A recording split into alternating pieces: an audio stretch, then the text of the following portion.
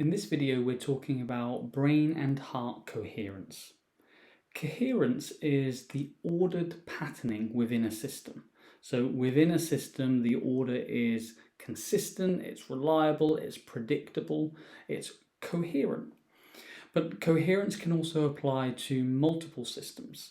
And when multiple systems become synchronized, so they're all in tune with one another, that's when they become coherent as well.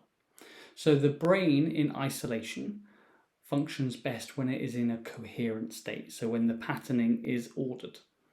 The heart by itself functions best when it is ordered in its patterning, so it's rhythmical. So these would be both coherent in their own right. But as they're all part of a much larger system, aka you, when they are synchronized with one another, that means your whole system is coherent.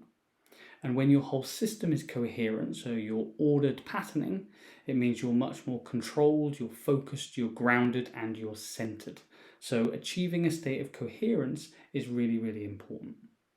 Now, let's take the brain, for example, and we'll start with the brain and then move on to the heart. The brain is well known to be an electrochemical organ, which means it functions through electrical impulses.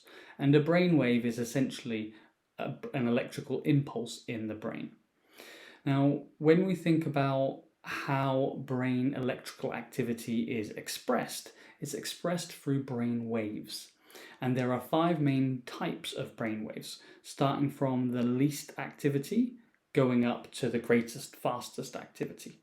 So when we think about the brain waves, we've got delta, then we've got theta, then we've got alpha, then beta, and then gamma.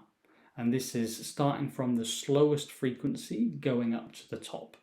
So our slowest frequency is delta, and that's essentially when you're in a deep sleep. The next level up is theta brainwaves, and that's when you're in a hypnotic state. Then we've got alpha, so that's when you're very relaxed and lucid and just everything's in sort of like a flowing, relaxed state. Then we have low beta, so we're in the beta category, but it's sort of subdivided. Low beta is when you're actively cognitively processing, so you're trying to figure something out, you're engaged. And then we have high beta. High beta is essentially the brain activity state when you're in high anxiety, high excitement, and high arousal. And what happens is when you're feeling anxious, so you're in a high beta state, the electrical activity of the brain becomes incoherent. So it becomes much more chaotic and much more disordered. There is one state above, which is gamma, so that's the fastest, and that's related to absolute peak performance and really high cognitive levels. But for us, we're mainly focusing on anxiety, so we're looking at the high beta brainwave state.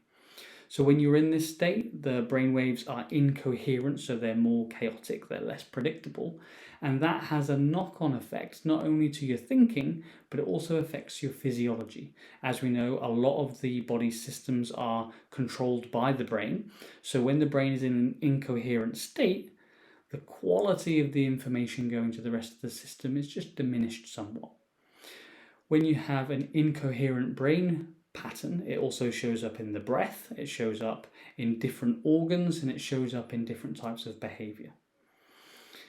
If we then move on and think about the heart is even more interesting.